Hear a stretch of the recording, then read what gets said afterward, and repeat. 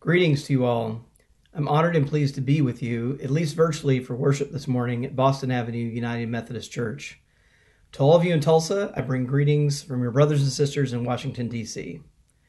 Our text for this morning is Genesis chapters 1, verse 26, and chapter 4, verses 1 through 16.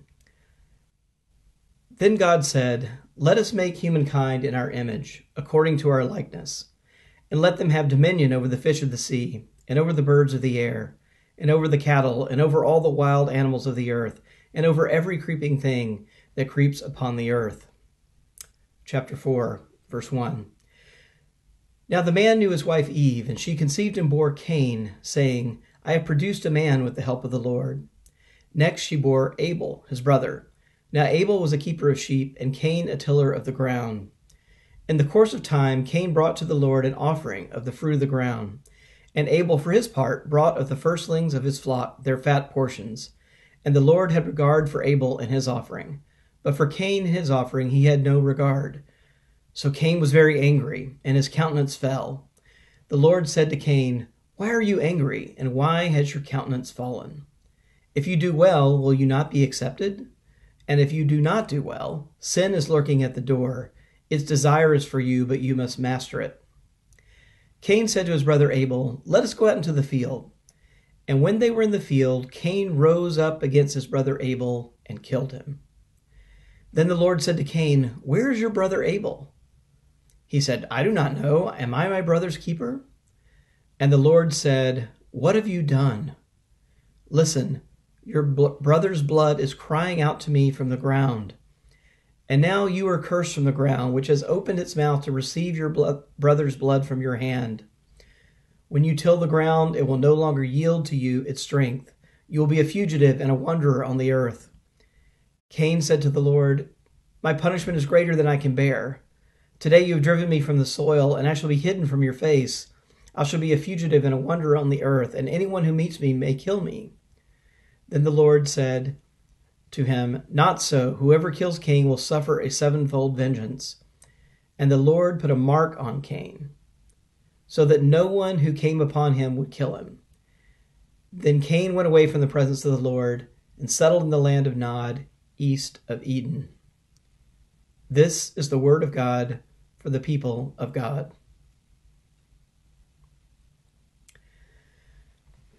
Now, for many of you, this story may be familiar. It's kind of part of the early creation myth in the book of Genesis. The purpose of creation myths is to tell us who we are. They link the present to the past within a meaningful framework. In the Deep South, where I'm from, we'd say these origin stories, along with family lore and objects handed down through generations, give us a sense of our people. They give us a frame of reference. They help us locate ourselves in an otherwise immense, chaotic swirl of events. What is sometimes overlooked is that they are normative. That is, they express a set of values, and they tell us something about our value in the universe or in the history of our country, our state, or our community.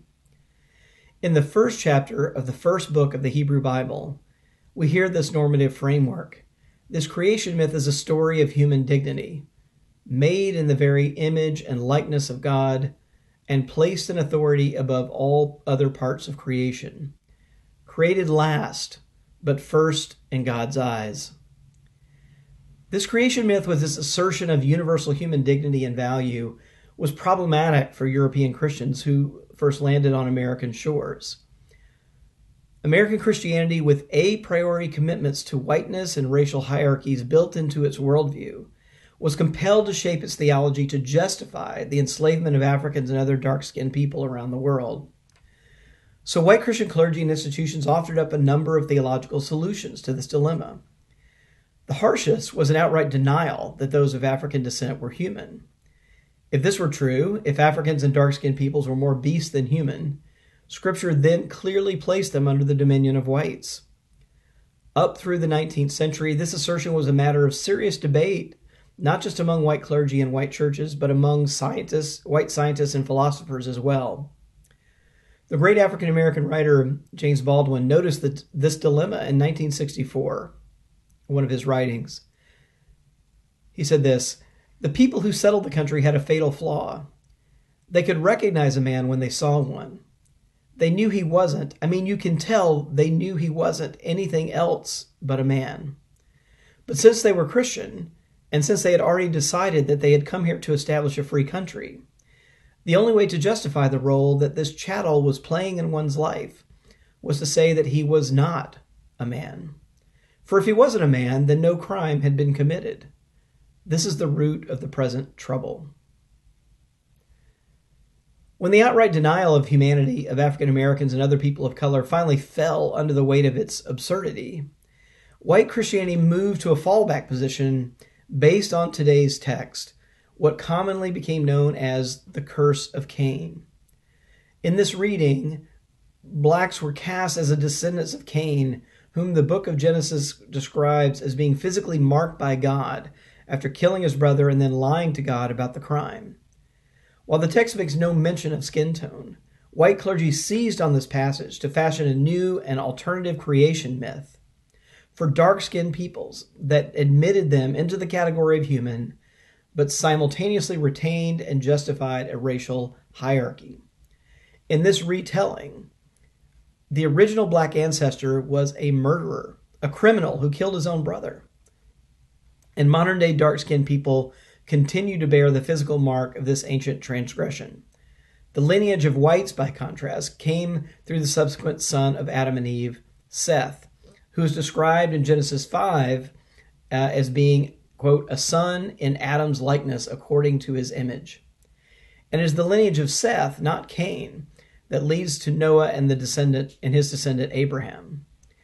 It did not need to be reiterated under this reading that this bifurcated creation myth told a story not only of the primordial black ancestor's physical distinctiveness, but also told white people something about the contemporary moral character of his descendants. Whites were descended from Seth, the spitting image of Adam, while black and other people of color were descended from Cain, a marked fratricidal criminal. These teachings persisted in many white evangelical Protestant churches and even in many white mainline Protestant circles well into the 20th century.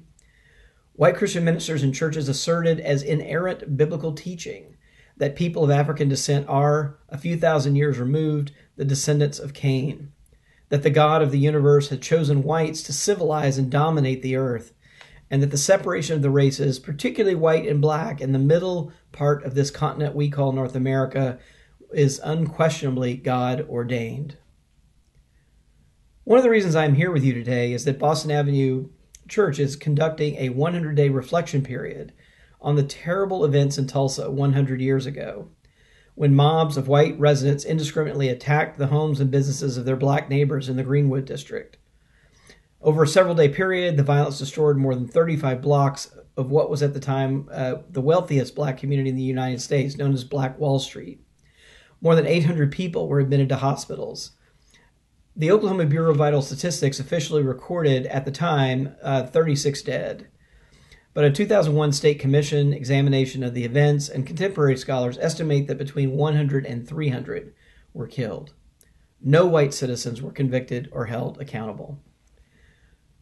While it was among the worst events of murder and violence aimed at black residents by their white neighbors in American history, it was part of a pattern of more than a dozen episodes of white mass racial violence that occurred between the end of the Civil War and the 1930s in at least 10 different states. These outbreaks of mass violence by whites, coupled with frequent lynchings during the same period, were part of the daily terror that African Americans lived with, and white Christian Americans simultaneously justified and ignored following emancipation and the brief Reconstruction period after the Civil War. When I was conducting research for my book, White Too Long, I spent time at the National Memorial for Peace and Justice and the Legacy Museum in downtown Montgomery, Alabama, projects supported by the Equal Justice Initiative and dedicated to memorializing the victims of lynching in American history. There I came across an installation comprised of rows and rows of glass jars on wooden racks containing soil samples from lynching sites. The jars are labeled with the name, date, and location of the victims in uniform white letters, which contrast with the different colors and textures of the soils. Some hold the sand of coastal regions, while others contain dark black delta cotton soil. the red clay of Alabama and Georgia, and the mossy loam of the low country. While these contemporary soil samples do not literally contain human remains or blood from the lynchings, I found the way they bridge space and time deeply moving. In the reflections of these glass jars of dirt dug from lynching site grounds, and in the soil still sitting beneath the Greenwood district in Tulsa, a different understanding of the Genesis story can be heard, one that inverts the traditional white interpretation of the story. Today I'm inviting those of us who are white Christians to rehear this narrative, particularly the passage where God confronts Cain. Let's hear it again. Then the Lord said to Cain, "Where is your brother Abel?" He said, "I do not know. Am I my brother's keeper?" God then presses Cain, and the Lord said, "What have you done?" "Listen, your brother's blood is crying out to me from the ground." As the memorial display makes vividly clear, in America it is not primarily white blood that cries out from the ground. Rather, it is white Americans who have murdered our black and brown brothers and sisters. After the genocide and forced removal of Native Americans from their lands, the enslavement of millions of African Americans, the lynching of over 4,400 African Americans, and the killing of thousands more through outbreaks of white mass racial violence like that in Tulsa, we must finally reckon with a deeply disturbing truth. It is white Americans who have used our faith as a shield to justify our actions, to deny our responsibility, and to insist on our innocence. But we, white Christian Americans, are Cain. And despite our denials, our equivocations, our protests, and our excuses, as the Bible narrative declares, the soil itself preserves and carries a testimony of truth to God. Today, God's anguish questions, "Where is your brother? And what have you done?" still hang in the air like morning mist on the Mississippi River. We are only just beginning to hear these questions, let alone find the words to voice honest answers. These twin queries are, of course, rhetorical, even in the biblical story. God certainly knows the answers, and if we're honest with ourselves, so do we. I've always found it puzzling that God asked these questions of Cain. When I was younger, I thought perhaps God was playing a divine game of gotcha with Cain, laying a trap and testing him to see if he would lie. But I think the better interpretation, and one that is relevant for us, is that God is giving Cain the opportunity for confession, for honesty, knowing that this would be the best path for Cain to begin reckoning with the traumatic experience of killing his own brother, the pain he has unleashed for himself and others, and the consequences that will inevitably follow. God's questions were a compassionate invitation to Cain, giving him an opportunity to avoid the distortion of his humanity that this trauma and the perpetual deception required to cover it up would inevitably bring. But just as we have, Cain doubles down, throwing his own rhetorical question back at God, "Am I my brother's keeper?" Cain not only indignantly denies that any knowledge about his brother's fate, but also rejects the very idea that he should be expected to answer God's question. Here it's clear that Cain's decision to lie about his hand in the murder and to deny responsibility makes his own future harder, just as our denials threaten our own future. The challenge for white Americans today, and white Christians in particular, is whether and how we are going to answer God's lingering question, "What have you done?" As we contemplate our answers, there are certainly important pragmatic considerations. Continued racial inequality, injustice, and unrest harm our ability to live together in a democratic society. As in many cities across the country, the continued segregation and different life expectancies between white and black Tulsa residents undermine a sense of shared community. Racial prejudice and divisions provide weapons for our enemies that wish to weaken our nation. White supremacy is sand in the gears of the economy and a source of life-threatening conflict in our politics. But another important consideration, and one that we whites have given very little thought to, is the ways in which our complicity in this history and our unwillingness to face it have warped our own identities. Just as Cain was separated from his natural family, we have allowed white supremacy to separate us, not just from our black brothers and sisters, but from a true sense of who we are. We, like Cain, must return to this question if we are to find ourselves again. It is white Christian souls that have been deeply disfigured by the myth of white supremacy. And it is we who are most in need of repentance and restoration, not just for the sake of the descendants of those who our ancestors kidnapped, robbed, whipped, murdered, and oppressed, and not just for those today who are unjustifiably shot by police, unfairly tried, wrongfully convicted, denied jobs, and poorly educated in failing schools, but for the sake of our own children and our own future. And there's hope here in the Genesis story. Even for Cain, God acts to preserve the possibility of a new future. In order to heal from the present, we must face the bitter past. And your congregation is doing this admirable work, providing 100 days of reflection ahead of the 100th anniversary of the Tulsa Race Massacre. A story in the June 6, 1921 Tulsa Day World shows just how close to home this conversation will come. The story features excerpts from a sermon delivered on the Sunday following the Tulsa Race Massacre by Bishop Ed Mausen to this very congregation, Boston Avenue Church, then affiliated with the Methodist Episcopal Church South. With regard to racial equality, Bishop Mausen declared from the pulpit, quote, "There never has been and there never will be such a thing. It is divinely ordained. This is something that the Negroes should be told very plainly. Steps towards social equality are the worst possible thing for the Negro man and the white." While he went on to denounce the KKK and mob violence, he also went on to blame the violence on Tulsa's African-American residents, and even on a visit to Tulsa by W.B. Du Bois, blaming him for stirring up trouble, calling Du Bois, quote, "the most vicious Negro man in this country," end quote. He closed his sermon by stressing that white civilization had indeed broken down in Tulsa, but the hope of civilization is Christ. In that sermon, Bishop Mausen also declared his conviction that, quote, "Tulsa is no better nor worse than the average city. Its white people are no better, no worse than those of an average American city." In this, he was certainly right. What do we do with such a Christian inheritance? What do we do with such a Christian inheritance? Certainly, there are no magical solutions that will sweep away the centuries of entanglement between white supremacy and Christianity. But I'd like to suggest that there are 3 practical steps that we white Christians can take that can make a difference.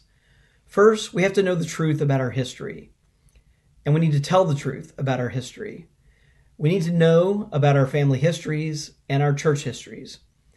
In writing White Too Long, I learned more about my own family's history, populated with both Baptist pastors and enslavers, often in the same body. And I learned one of the most respected churches in my home state, First Baptist Church in Jackson, Mississippi, played an important role in supporting one of the most segregationist governors in the country during the Civil Rights Movement. These stories and the one I just told about Bishop Mausen are the tip of the iceberg. If every white Christian and every white Christian church in America wrote a more truthful, confessional history of our failures on the issue of racial equality, it would be a massive first step toward healing in our communities. Second, we have to build relationships in our personal lives and in our congregational lives. Today, the average white American's close friendship network is over 90% white, and 3/4 of whites have no non-white people among their closest friends. Sunday morning is still, as Martin Luther King Jr. pointed out in the 1960s, the most segregated hour in America. Casual connections and pulpit swaps are insufficient to the task we face before us. We have to build spaces that generate real relationships. We can't love all our neighbors well if we don't know them. Finally, we have to acknowledge the truth of Jesus' statement that, quote, "where our treasure is, there will our heart be also." Given the unjust economic advantages that have accrued to white institutions since the founding of the country, every white Christian should include in their charitable giving, and every white Christian church should incorporate into their annual budgets significant contributions to historically black institutions or nonprofit institutions that primarily serve people of color. These steps really boil down to the simple act of turning the Christian principles of telling the truth and loving our neighbors from platitudes into action. 400 years after the first African slave landed on our shores, and over 160 years after the abolition of slavery, a combination of social forces and demographic changes has brought our country to a crossroads. We white Christians must find the courage to face the fact that the version of Christianity that our ancestors built, the faith of our fathers as the hymn celebrates it, was a cultural force that by design protected and propagated white supremacy. We've inherited this tradition with scant critique, and we have a moral and religious obligation to face the burden of that history and its demand on our present. Inaction is a tacit blessing on the white supremacy gene's continued presence among us and its continued presence in the next generation. Doing nothing will ensure that, despite our best intentions, we will continue to turn deaf ears to calls for racial justice. It is indeed difficult and at times overwhelming to confront historical atrocities. But if we want to root out an insidious white supremacy from our institutions, our religion, and our psyches, we will have to move beyond the forgetfulness and silence that have allowed it to flourish for so long. Importantly, as white Americans find the courage to embark on this journey of transformation, we will discover that the beneficiaries are not only our African American neighbors, but ourselves as we slowly recover from the disorienting madness of white supremacy. What few whites perceive, and this is a truth that has come late to me, is that we have more at stake than our black fellow citizens in setting things right.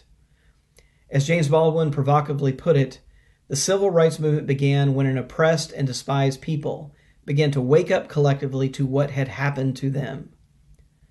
The question today for we white Christians is whether we will also awaken to see what has happened to us and to grasp once and for all how white supremacy has robbed us of our own heritage, of our own ability to be in right relationships with our fellow citizens, with ourselves, and even with God.